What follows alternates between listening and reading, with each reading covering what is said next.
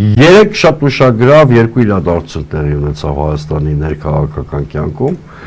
անկախ նրանից մենք դրան ոնց ենք վերաբերվում։ Իմպիչմենտի գործընթացը ֆորմալիզացվեց, բայց իր ծնունդից մի քանի րոպե հետո մեռավ այդ գործընթացը։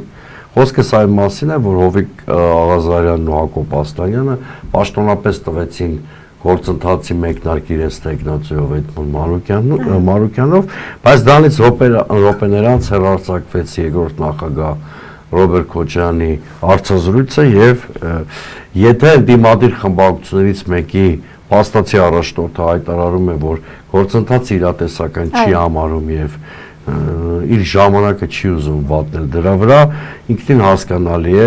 որը մյուս խմբակցությունն էլ հայտարարեց, որ նախաձեռնությունը չի պաշտպանելու, ակնհայտորեն այդ գործընթացը մեռավ եւ ես հավաստիացնում եմ, որ եթե հանկարծ ֆորս մաժոր չլինի եւ փողոցային ուժեղ շարժում չլինի,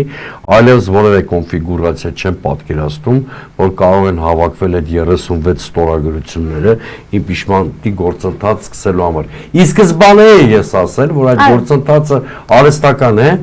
կամ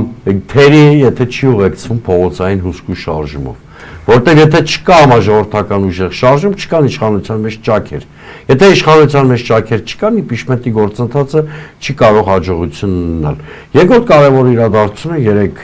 դրա մասին էր, որ Ռոբերտ Քոչյանը գրեթե բաց տեքստով հայտարարեց, որ 2026 թվականին մտադիր է առաջնորդել իր թիմի նախընտրական ցուցակը, հետևաբար վարչապետի տեխնացուի հայտ ներկայացրեց փաստացի, մենք շատ մոտ ենք 2021-ի մոդելի կրկնության, ինչին ես բացասաբար եմ անդրադառնում, բազմաթիվ անգամներ այդ մասին խոսել